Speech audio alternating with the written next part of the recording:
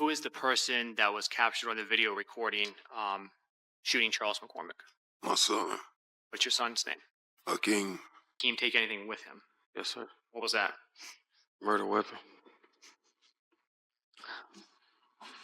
Where did you go? I ran behind Scotty. Did you take your Glock with you? No, sir. Did Scotty, Leroy Whitaker, take his rifle with him? No, sir. Where were they?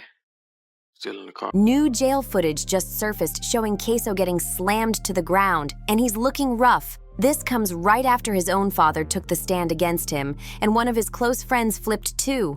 Things couldn't be worse for the Jacksonville rapper right now. Ksoo wasn't just rapping. He was in the thick of Jacksonville's deadly ATK versus KTA gang war that's been spilling blood since 2017, leaving more than a dozen people dead, including innocent bystanders. ATK, led by Yungeen Ace, had Ksoo as one of its top soldiers, while KTA, led by Foolio, was on the other side. And cops say these weren't just rap crews, but violent gangs. It turned personal in January 2019 when Ksoo's stepbrother Willie Addison, aka Boss Goon, was gunned down. His father and brother were also hit, with his brother barely surviving after a headshot. Exactly a year later, KTA rapper Charles Lil Buck McCormick was killed after mocking Willie in a diss track. Prosecutors say Ksoo bragged online, posted photos, and even flashed the murder weapons in music videos. With surveillance footage, cell records, fingerprints, and his own circle turning on him, who basically was posting videos bragging about, killing, different KTA members, or, whatever you want to call it. And he talking about smoking Bibby. Yeah. And he actually got arrested for the murder of Bibby. Yeah. For the life of me, I don't know why you would commit a murder and then go on the internet and brag about the murder. It just makes absolutely no sense. Ksoo's downfall is looking brutal. Dominique Buddha Barner, the getaway driver, cut a deal and turned on Ksoo. In court, he admitted driving the stolen Nissan Altima while Ksoo and cousin Leroy Whitaker plotted to ambush Charles Lil Buck McCormick. Barner's account was chilling.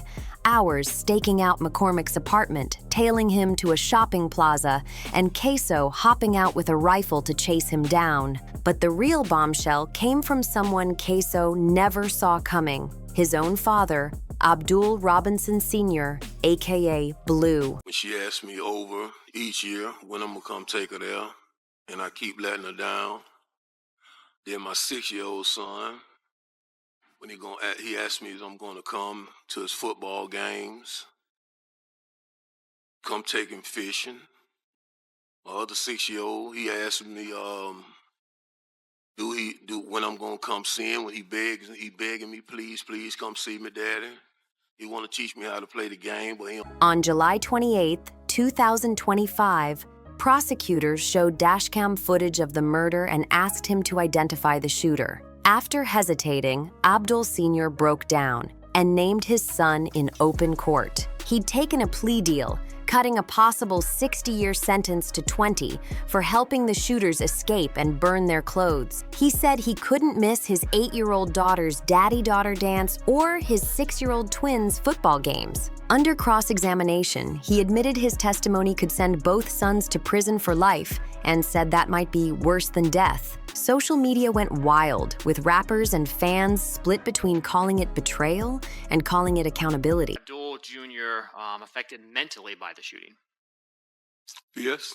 Also, I think it made him more angry. Like, I don't know if bipolar was be the right word to use, but it made him it changed his mood swing.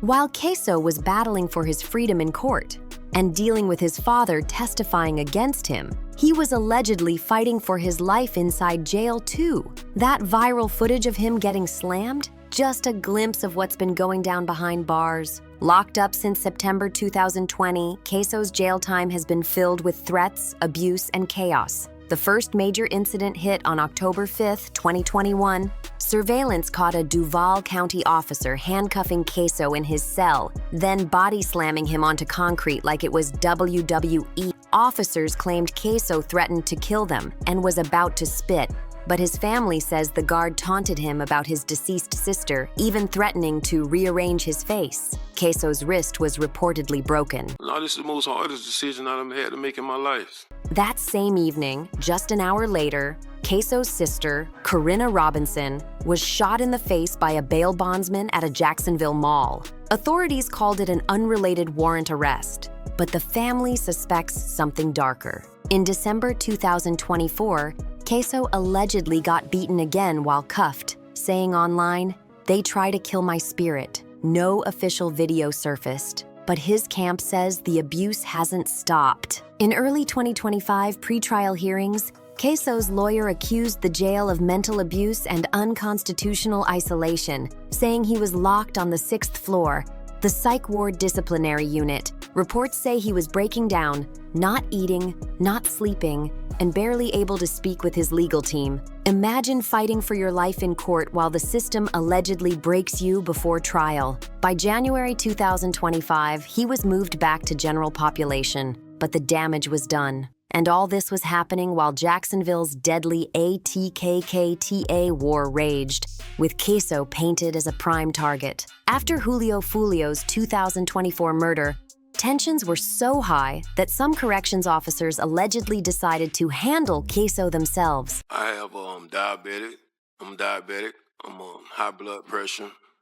I suffer from congestive heart failure.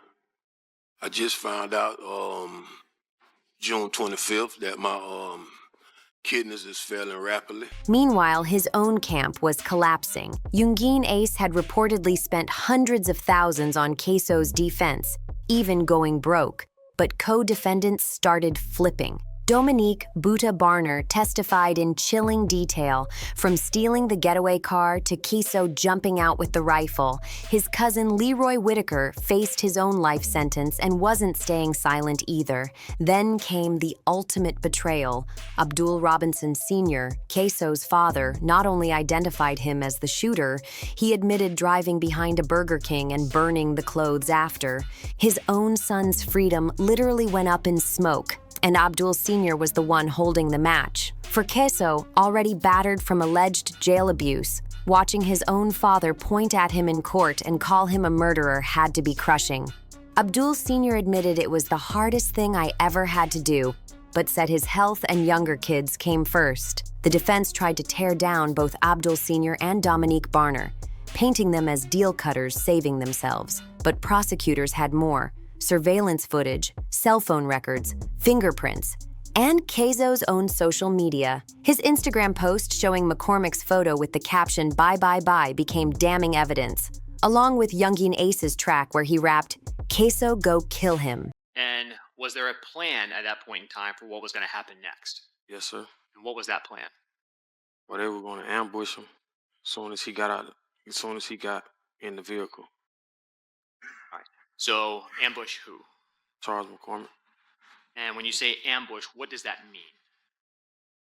Like, well, we call it run down. What does run down mean? It's ambush.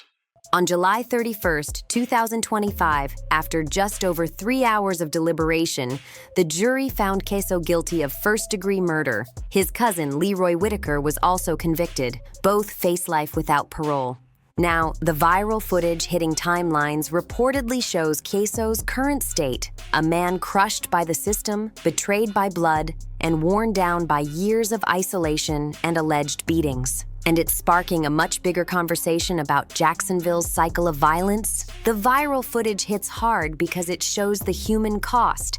A 26-year-old man facing life in prison, put there by his own father. Abdul Robinson Sr. didn't just testify. He looked the world in the eye and named Ksoo as a murderer, and it's not over. Ksoo still faces another trial for the 2019 killing of 16-year-old Adrian "Bibby" Gaynor Jr., Julio Foolio's younger brother. If convicted, his sentence could get even heavier. Julio once called the cycle senseless, and he was right. The Instagram posts, the music videos flashing real weapons, All that street cred became evidence. The ATK-KTA war has claimed over a dozen lives since 2017, including a 7-year-old caught in crossfire in January 2025. Innocent kids are dying while grown men chase pride and revenge. For Ksoo's family, tragedy ran deep. His stepbrother Willie Addison's 2019 murder left his father and brother wounded,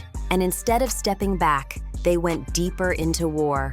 Abdul Sr.'s choice to testify wasn't just betrayal to the streets. It was him choosing between older sons lost to violence and younger kids he still had a chance to save. It's a decision that haunts every side of this story. After you got back to your home, did you do anything else to assist either Leroy Whitaker or Dominic Barner? Yes. What did you do? Well, I took the clothes they had on and left with them. Abdul Sr. revealed he was battling diabetes, high blood pressure, heart failure, and failing kidneys, literally dying while facing decades in prison for helping cover his son's crimes. In the streets, his testimony was branded the ultimate betrayal. Boozy Badaz called it heartbreaking, preaching loyalty above all else. But here's the truth nobody wants to admit. The no snitching code often shields the very people destroying communities. Prosecutors didn't even need Abdul Sr.'s words. They had surveillance, cell data, fingerprints, and Ksoo's own posts. But a father pointing at his son in court? That hit like a sledgehammer. Ksoo's story shows a culture where respect is tied to violence, music videos turn real murders into content, and families are ripped apart by endless revenge. Even Youngin Ace went broke defending him. Loyalty that became enabling. Now the viral footage shows the result. A man beaten down by both the streets and the system. The alleged 2021 jail beating, the same day his sister was shot, still raises suspicion. Another alleged beating in 2024 only deepened distrust. And Jacksonville's ATK-KTA war keeps spilling blood, with drill tracks mocking real deaths fueling a feud that's now national entertainment. Kids in cities far from Jacksonville now know the names of murder victims and gang members, a dangerous trend that risks copycat violence. The question is, how do we break the cycle? Prison alone isn't stopping it. Ksoo's life sentence won't bring back Charles McCormick or heal the pain, and it won't stop the next retaliation. We need hard talks about how the music industry and social media profit when drill rappers turn real murders into content. Platforms cash in on streams and views while violence gets glamorized. The no snitching code also needs a reality check. It often shields killers and silences justice. Abdul Sr.'s testimony was hated in the streets, but maybe it was the only way to save what was left of his family. Sometimes love means making the hardest choice, even when it costs you everything. Now, that viral footage of Ksoo shows exactly where this path leads. Talent wasted, a body broken, and a life gone to the system. Foolio, Willie Addison, Charles McCormick, little Brene Allen, all tied to one deadly cycle. Thanks for watching T-Watch. Don't forget to like, share, and subscribe so you don't miss the next deep dive.